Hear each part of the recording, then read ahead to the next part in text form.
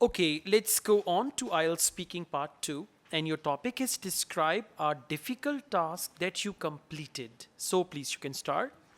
Uh, so life is full of many difficult tasks and problems, but these are the things that make life more beautiful and amazing.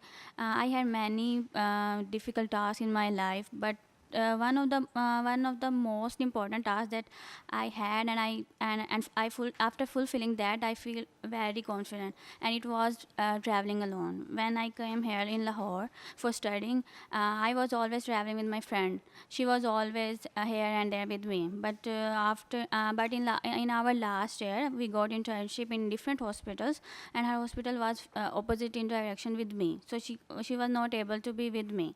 So as I was very afraid of traveling alone, and I was very afraid of the closed rickshaws. So I took a leave on my very first day, but I was taking leaves on first day, second day, but it was affecting on my grades. So I asked my mother.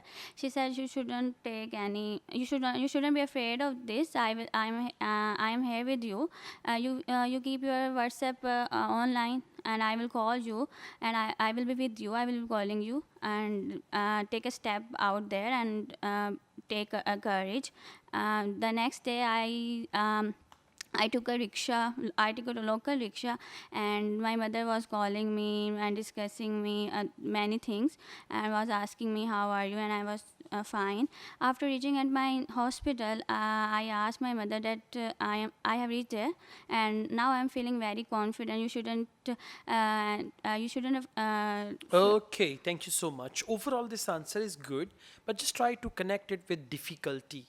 Like it was very hard for me when I boarded the rickshaw first time. I was Hmm, so scared, say. right? So just add that part, connect it with the main cue card. Otherwise, answer is good.